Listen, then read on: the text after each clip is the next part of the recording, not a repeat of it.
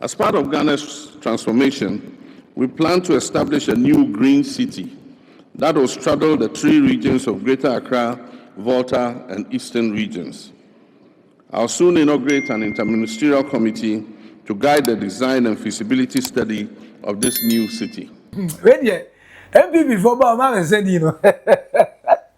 Nadia Ghana, yet you Jubilee House, that's son of Flagstaff House, Jubilee House, Flagstaff House. Kwame Kuru holiday as a Sunday dinner back. Wait, oh, Mama, son, Mopedi on Bounty Sanu. Na greedy, Omega say NDC color.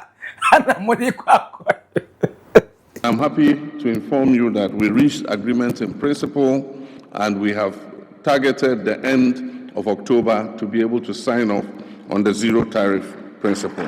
I wish to commend the government of China for this act of solidarity. With 2024, the bilateral trade Ghana and China, I want to Nasika offer these two countries, over 11.8 billion.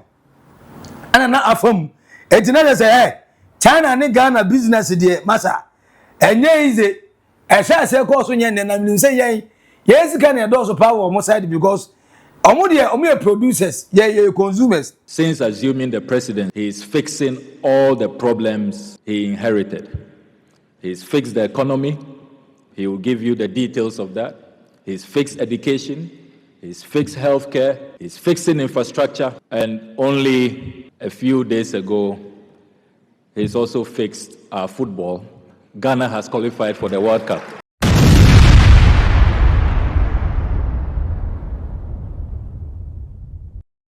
President John Dramani Mahama. And our China, the visit in the store, na baby Adruno, Mania Gibruta. Papa the city now promising Ghana for say, Accra ye choke too much. Say no Obia fan back. Fan Yama 5 BSA Mufa shoe back, say, the slipper share bag and netty area and one say, Mamma Papa, baby Abrabona Druno. Opportunities ni na ran kranegu timi kwa Accra. Wesu years go say e hide aduma manya ya beche Accra the office no doso me kwa Accra. Government officials ni government appointees ni na office e wa Accra. Ene go pay mu Accra amount for the kiosk mu amount for a friend say store na anim amount for the rebalos mu Accra na ye choke say tom aboma say pem.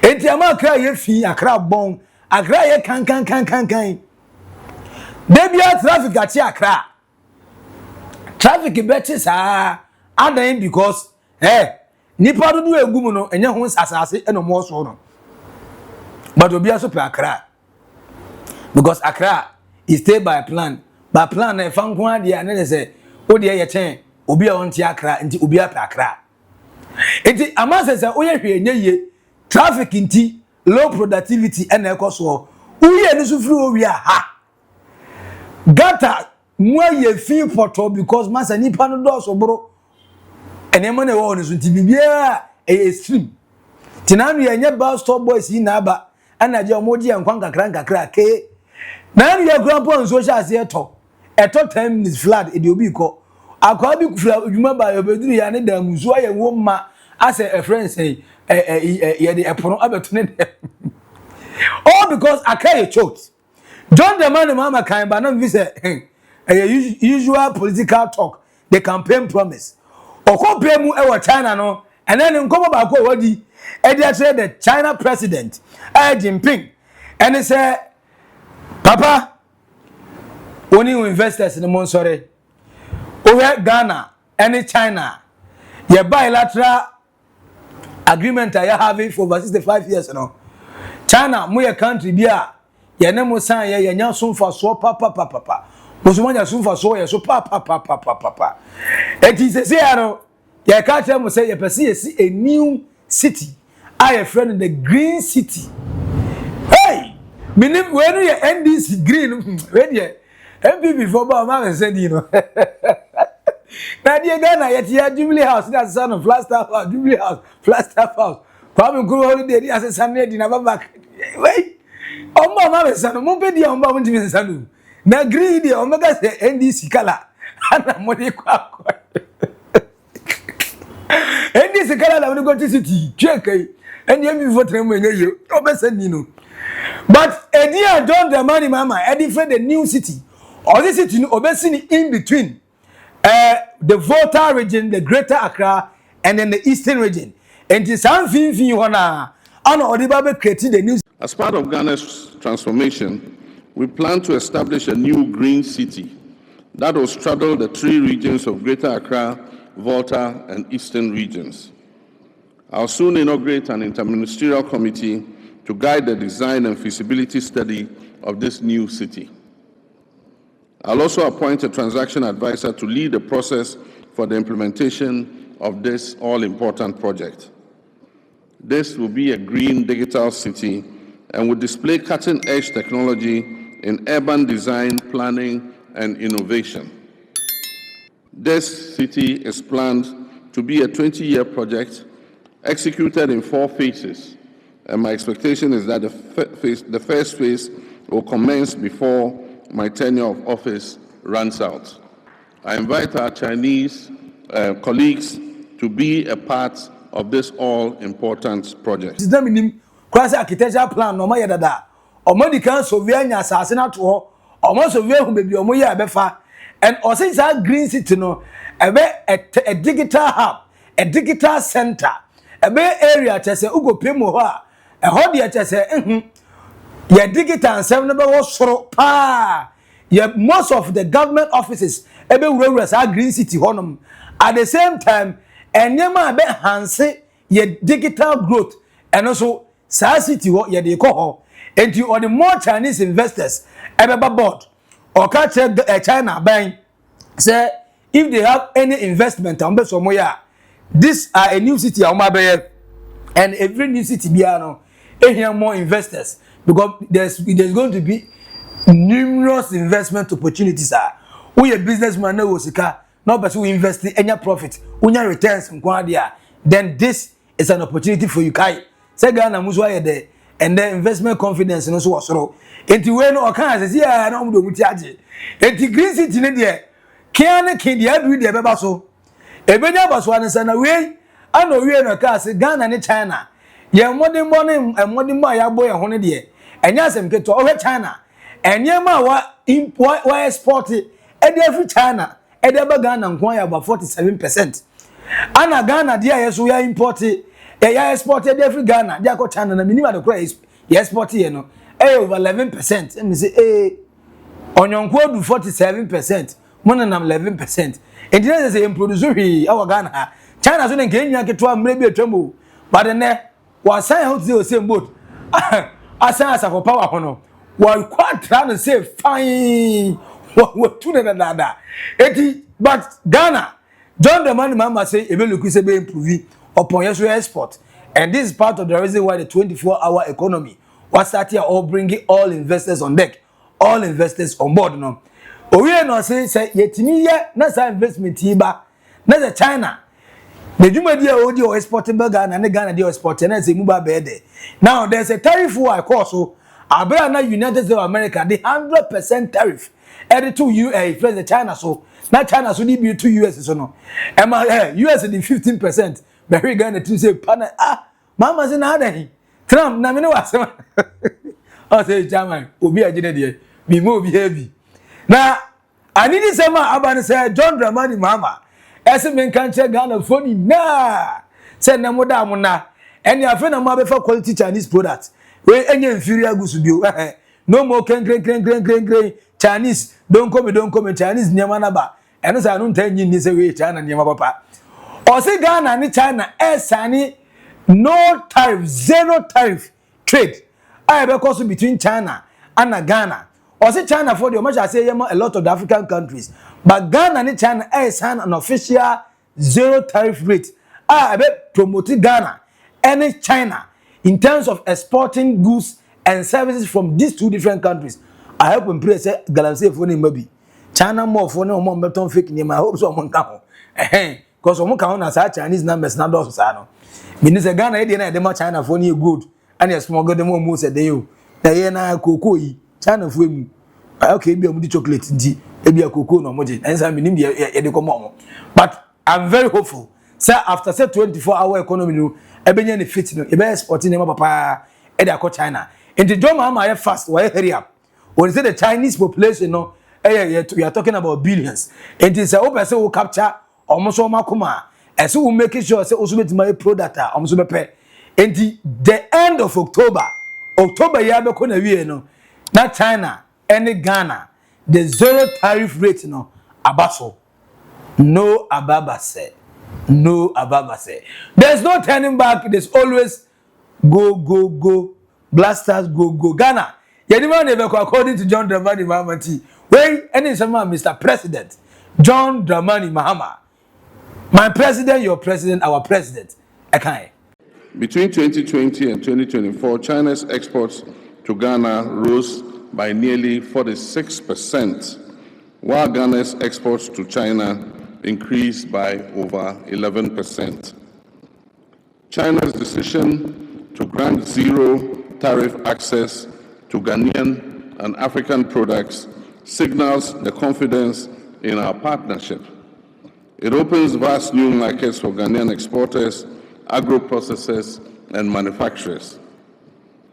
And I'm happy to inform you that we reached agreement in principle and we have targeted the end of October to be able to sign off on the zero tariff principle. I wish to commend the government of China for this act of solidarity. We are all aware that the multilateral rules-based trading system is being upended by unilateral slapping of tariffs on different countries.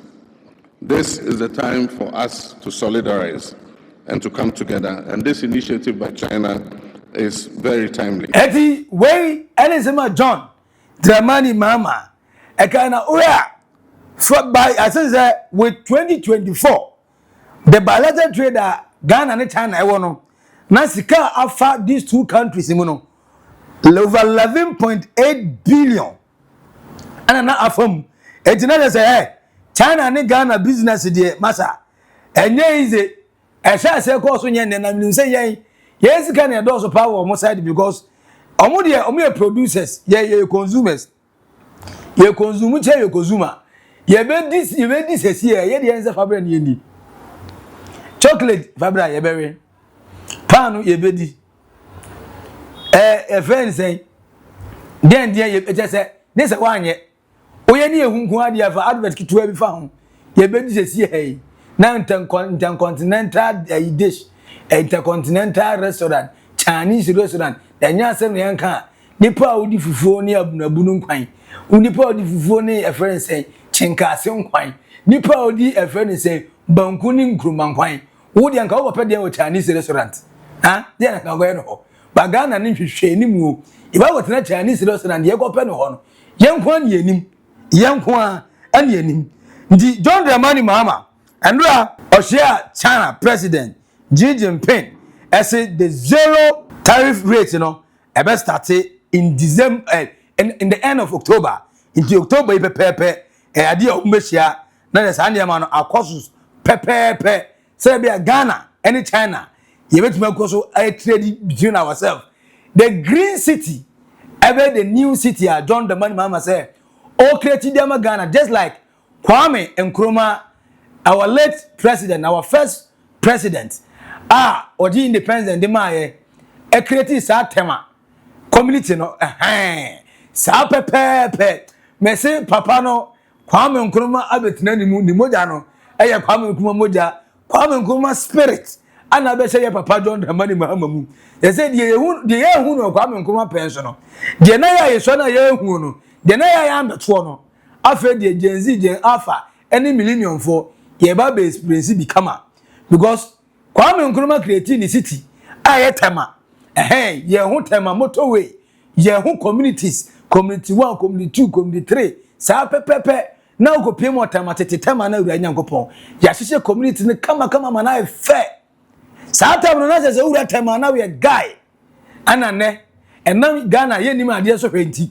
ya se tema ni na ye ne poto ne tema se nya akono biu ti amanfo prefer omo cantonment prefer omo friend say East Legon omo prefer Trasaco ne ho nkonyaba but once upon a time na wo tema community wo ha Kwame Nkrumah ye ne kama papa na the new one na eba the green city the abroad John Dramani Mahama was your China president Xi Jinping awiere de na je say the foreign affairs minister Samuel Okudzato ablakwa papa ndi kan kasaja baby Peter o enim Jesus Christ won de Peter ne di kan gather crowd na Jesus Christ abe kan sempa na baby Jesus won de Jesus e wo ha masa Peter e mompaye enti Okudzato ablakwa say o ka say China president titiri Xi Jinping say look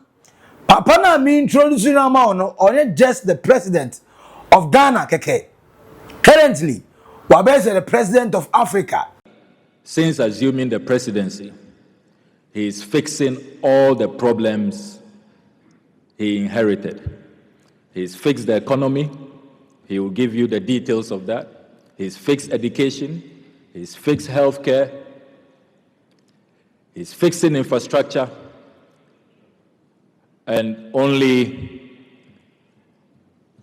a few days ago, he's also fixed our football. Ghana has qualified for the World Cup. So the visionary, problem-solving President John Mahama is not sparing any sector of national development. I'm very happy to be here. I think that we'll work together and make sure that we all follow the agenda of the president of our country, who set out to reset all facets of the Ghanaian of our country, including football. And I think that the recent happenings, his personal commitment, his personal visitation to the team, is clearly having a manifestation on the football ecosystem. The GPL, I have said, is the best so far. The Black Stars are back in the Mundial where we belong to. And a lot more can be said. Coach football is being played. I remember when I took office in 2019, in the Volta region especially, coach football was being played in Oliho. Today we have 22 districts in that region playing coach football. That's a testament of the investment we are doing to the youth of our country. So we are very happy, and I'm glad to be meeting the beautiful and nice people here to share what we have to. Obayeno, education sector in Ghana, wa fix it. The health sector in Ghana, wa fix it. The school sector no not just a name ko ye kra wa ye ne kama de education yo po ye defense wa fix it almost every problem what Ghana bia now you kra no there's a few days so say hey okude travel kwa wo udrebu enti before nya wa no be so crucify no or see your football kra wa fix it wa na China for na just was say ya qualify we home Black Stars United States of America in 2027. Yay! Oh, yeah, I say the problem visionary solving leader, John Dramani Mahama. His president, my president, your president, our president, John Dramani Mahama, John Ababio, John Kwame Nkrumah. John, he is the hope. John Aban Papa Nabo. John Onapo John no Ababa say Papa no wa introduce ne say ono so o many simpie no onkasa no kan sem che China for the entia o be pay mu China na o say the green digital city no o pese oye edema Ghana say the Kwame Nkrumah ja tema community edema Ghana ya hwesu ya say no o say mere na so say Ghana nya a new city na kran hotono enti between Koforidua Eastern region between Eastern region rather Volta region Greater Accra region hon finfin ho eniama riba be kodo na John Mahama tone boase kama atrechire nsemu akyere China for na unim say China eba Africa ni na omo ono omo trade aye business a onisika ewura omumu pa aye Ghana over 11.8 billion US dollars in 2024 and yes free China ebepiem Ghana ha the loan and then another maju. Hey, the loan near the investment near the investment in a boom. But loan in a doorson. But this time around, John Dramani Mahama copy mo Singapore, Japan, and you loan as some kai. Send the finance Mr. Kessel at 214. I got you that I say you will call bush your boy, you will pay loan. Na ye 110 pe. Ye ko pay loan na ye riba be solve an immediate problem. And yes I go di loan in family ye. Ya ye ko you good. Ebe boy am ye sika ni bi wa ha. Okopie mo Singapore. Oka tire Singapore for a partnership a business. Wo sika abra oni bia memma. Oba so no be sika na for memma. De obaba be bia no nyamfaso na Ghana ni su nyamfaso. Na Ghana as oman no esu nyamfaso. Oko China the same conversation and they go through into John Dramani Mahama and the Chinese president, the investors and the people are no magada around or maybe John Dramani Mahama, and he's going to sell the hope, the vision, the dream of the green digital city. Now American kwade chamai American kwade so the man what I say eti China for no Ghana say na wo ba be yempe yemfuaso yentiase. And I hope and pray say no more opportunity. I am among your madrin say on baby galam say Uganda because Chinese presidents what the catch about that. Say yeti o ma yenti o mo. Enti omuntimi mbe ye galam say sembia wa. And enye possible yes stop it. Galam say no yes say ohene kura nya na bete no. Nti enye wo China ni ni nya wo ebeja wo. Nti ede ya ha nya wa ye bedwa wo. Hi ohu be kire wo. Na emom no China for currently upe the tallest bridge in the whole world. China if we na ye. Open some of the tallest building. Then I could pay from Dubai a tourist area. China one of the most tallest buildings and what we are seeing China and what could pay with China no. What when you video I heard about China make us say them go China be. China me ko China my video ni bi. Manya obizu ko China ba we dey dance actually me. China hot time. And yema no mo sisi ndo mo aye no. And never was oh moya niema na e fake around the bar at least for the short time use we enjoy no sabe na the quality ones need the quality correct pa enti Chinese investors Chinese builders ba be can Ghana afford their home any other countries are we na ready so may invest in the green city amama green city no amama green city na be kra be na we hope and pray say green city no after the tenure of John Dramani Mahama say wotimi si edisuo wie na eba into existence yensa mese no say ase tema community si yen mese no say ya say and danso man yen mese no say de ne islegon kransa nya fabio ye be say ni say the idea behind the creating the new city say ye be most of the government institutions I friends say government offices people green city and at the same time empower those people in that community with a lot of digital hub a digital center not just say uko PM to say United States of America what is Silicon Valley and there's as obviously computer village what go PM IT software for answer what go PM as a amount for digital pa and amount for the business pa. Most of your big offices you use social media platforms omo na go Silicon Valley ho and this how on dey go pay say yes what do digital center what do digital hub and no na John Dramani Mahama say and also part of the vision the entire person who created that green city no but the question is why the name green city the city we know say we create city but why the name green? Meaning say naturally, greens mean something that is natural. Greens mean something that is fruitful, something that is alive. And he say, oh, Jumadi Nanka John Dramani Mahama Pesi with creating decongesting Accra and creating a new city, beautiful, bringing it to our life, and then making it fruitful. Everlasting the first say you be in a digital hub the what you do a digital world is here in obia a digitalized person every single person be one way or the other whether literate or illiterate e benefit with digitalization. Enti nka we de enkaye na mom no NDC a color even though more than green, but the primary color I read to almost say you just a color the green. Green, no? Eti with this in mind and how my people Ghana so politically thinkers, you know, we will start thinking and asking questions. Say, Mr. President, why green? Why green? Why not any other name? Why green? But now, says yes, it is so. Ye Messi NC one particular friend is saying region mu. Nyakas community ni already a wording that other than you know. Yes, in between the eastern region, Volta region, and Greater Accra. Igbo king Abesi kingdom. I was outside. Abesi city. And yes, in this area, the better so.